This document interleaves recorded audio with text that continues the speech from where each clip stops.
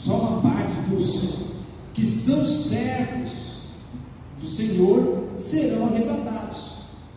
Por quê? Porque eles defendem que só vai ser arrebatado o crente que está realmente santo. Esse é arrebata. E o outro fica para participar do período de grande tribulação, da tribulação, e a tribulação para ser aperfeiçoado, e sendo aperfeiçoado, entrará no reino milenário. Os outros que forem arrebatados não entrarão, só entrarão no reino milenário os que ficaram. Ora aí já o grande erro, que não tem base nenhuma bíblica para sustentar essa teoria. E tem gente que segue, tem muitos. Tem assembleano que segue, tem muitos. Tem muita gente até que segue indiretamente ou até diretamente. Por que segue? Porque muitas vezes fica falando isso, fica ensinando isso, e acaba entrando nesse erro. Depois a outra teoria é a teoria, eu vou deixar a nossa teoria por último, é a teoria pós-tribulacionista. O pós-tribulacionismo, que é muito adotado pelas igrejas de cunho reformado, ele vai dizer que a igreja passará pelo período de tribulação e de tribulação. E um dos grandes erros que eu considero do pós-tribulacionismo é não considerar que existe uma distinção entre Israel e igreja. Israel, Antigo Testamento; igreja, Novo Testamento. Na concepção pós-tribulacionista, todo esse contexto de Israel não existe. Israel e igreja, um povo só. E todos passarão pelo período de tribulação e da tribulação. E para eles não existe arrebatamento, existe só a segunda vinda. Que Cristo, nessa concepção deles, vem, arrebata a igreja, ou na segunda vida, não seria nem o arrebatamento, vem e leva a igreja no ciclo, apresenta para recebimento das condecorações do tribunal de Cristo e volta novamente com a igreja para introduzir o milênio, totalmente sem base bíblica. E ainda vai utilizar como prova disso, para defender a tese, Mateus 24 e 25. Em Mateus 24 e 25, Jesus está falando para quem, irmãos?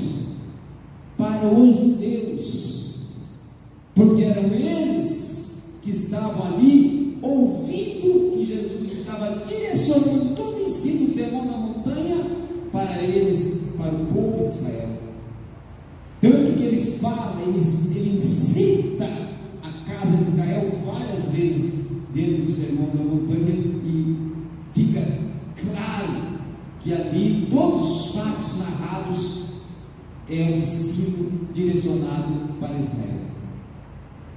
Ali a igreja não estava presente ainda, nem tinha nascido. Como que ia ser para a igreja? Vamos em frente. Depois tem o meso ou mid-tribulacionismo. Esse é uma filha ou filho do pós-tribulacionismo. Vai dizer que Cristo, todos os crentes, Cristo permite, ou toda a igreja em Israel, Cristo permite passar da tribulação, os primeiros 3 anos e meio, tribulação. Aí no intervalo entre tribulação e grande tribulação, que é esse espaço, né, ocorre o arrebatamento, e a igreja é tirada da grande tribulação, mas passa pela tribulação, mas é tirada da grande tribulação. E aí, para eles, não vai haver, claro, a segunda vinda. Então, é uma questão totalmente contraditória também o mesmo como mid-tribulacionismo. Agora, o que nós defendemos? Assembleia de Deus, pentecostais, pentecostalismo. Vou até entrar um pouquinho no pentecostalismo. Eu escrevi até um livro sobre o pentecostalismo, mas acabou, já está chegando a segunda edição agora, vou trazer ele, que é o hermenêutica pentecostal. Recomendo você adquirir para conhecer o que é o movimento pentecostal. O pentecostalismo, ele vai iniciar no século XVIII, finalzinho do século XVII e século XVIII, com os irmãos Wesley, lá no Holiness movimento de santidade. Com isso, no século XVIII, vai surgir um homem pentecostal já, oriundo do movimento de santidade, um evangelista. E quando nós dizemos evangelista naquela época, eram aqueles pregadores que pregavam em cruzadas, né? Faziam obras de evangelista como Moody, como o Charles Finney e outros que eu poderia citar aqui. E John Nelson Darby vai criar não uma corrente, mas um sistema de interpretação bíblica que vai ser adotado pelo pentecostalismo, que é denominado dispensacionalismo. O que é o dispensacionalismo? O dispensacionalismo defende que existe uma economia de tempo, em que todas as eras bíblicas são divididas em períodos. E aí nós temos, desde a dispensação da criação até o reino de Deus, 7 dispensações. E atualmente nós estamos dentro da dispensação da graça, período da igreja. Essa doutrina, esse sistema foi proliferado pelo mundo todo por um homem, até que no Brasil chegou esse homem, Charles Scofield, que lançou a Bíblia de Estudo Scofield, que é uma Bíblia dispensacionalista. E ele ensinou o dispensacionalismo dentro da escatologia. E foi a primeira Bíblia de estudo que nós tivemos aqui no Brasil. Todos tinham Bíblias de estudo Scofield. Era mais, vamos dizer assim, afamada Bíblia de estudo. E um homem, aqui no Brasil, 2 homens na verdade, foram responsáveis por inserir o dispensacionalismo no contexto da Assembleia de Deus brasileira. O primeiro, graças a Deus, eu sou descendente dele, que foi John Peter Coleman. O segundo foi Orlando Boyer, que esse também conheci.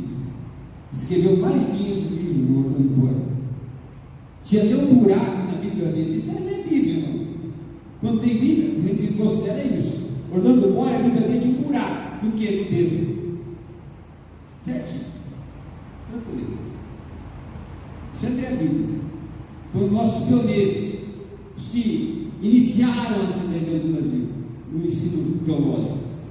E o outro foi Lourenço Olson, que tinha um programa denominado A Voz da Assembleia de Deus, que até escreveu um livro, O Alinhamento dos Planetas. Estou indo lá para a história da Assembleia de Deus hoje, lá para 1920, 25, 30. E esses homens introduziram o dispensacionalismo. O dispensacionalismo, ele que produziu 2 formas de interpretação para o Apocalipse: a literal e a histórico-gramatical. A literal, dizendo que os textos, grande parte dele, ficou melhor agora que eu tenho uma boa foto, grande parte dele dicionário, não dá nem microfone. Grande parte dele era totalmente literal, ou para se compreender literalmente, não só dentro do contexto do Apocalipse, mas Daniel, Ezequiel, Sofonias, Joel, Naum, Zacarias, que são textos ou livros que dão fundamentos escatológicos dentro da Apocalipse judaica. E falando também com o Apocalipse, se compreenderia literalmente. Mais tarde, dois teólogos, entre eles Gordon Fee, pentecostal norte-americano, introduziram a interpretação histórico-gramatical para dizer que, para interpretar a escatologia, tanto do Antigo Testamento como do Novo Testamento, tem que compreender a história e a gramática, ou como é que o termo está inserido gramaticalmente. E nesse contexto histórico-gramatical, aí entra a alegoria e entra a simbologia para a interpretação do Apocalipse e também dos livros escatológicos do Antigo Testamento. E é muito importante essa interpretação, porque ela nos faz compreender o porquê. Que tem muito irmão que fala assim, se fosse só literal, pastor Júlio, tem muitos irmãos que chegassem em Apocalipse 13 e deu problema. Ué, então o anticristo vai ser duas bestas, uma que vai sair do mar, a besta vai sair cheia de chifre, um chifre pequeno, olhos, ia ficar confuso. Mas aí fala de uma forma clara, a alegoria, que aquilo é o quê? Um símbolo, uma figura de linguagem, uma exemplificação, uma forma que João utilizou para exemplificar um sistema, exemplificar uma estrutura política, militar que vai ocorrer e que vai ter alguém que vai liderar e como ela vai surgir e como vai ser amedrontadora e avassaladora. Quando chega lá na Babilônia, a mulher, a prostituta, a grande prostituta, a Babilônia, aí a pessoa, não, ali está apresentando um sistema político e espiritual que irá surgir.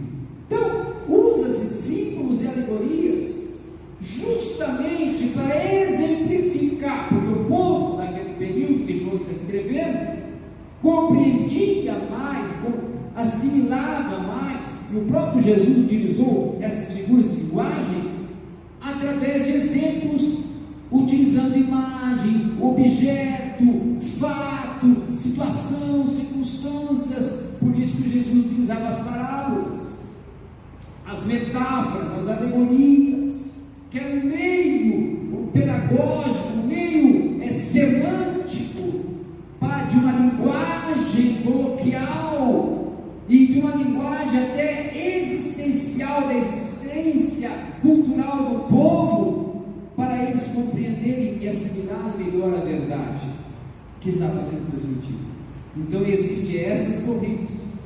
E o pré-tribulacionismo e pré-milenismo é a corrente que nós assembleanos adotamos, que é a corrente bíblica, porque o pré-tribulacionismo é filho do dispensacionalismo.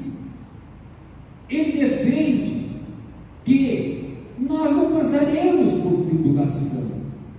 Por quê? Porque o próprio apóstolo Paulo diz que Deus, Cristo, não nos salvou ou não nos reservou para passarmos por um tempo aí, mas Ele nos salvou para nos retirar do período da ira. E esse período ira, esse termo ira no original, é justamente o período o termo que Paulo está utilizando na sua carta aos Tessalonicenses para indicar o período que há de vir da angústia, porque da grande tribulação. E Paulo, anterior a 1 Tessalonicenses 4, em 1 Tessalonicenses 2 e em 2 Tessalonicenses também 1, ele vai falar do homem da iniquidade e do que é o anticristo, o homem do pecado,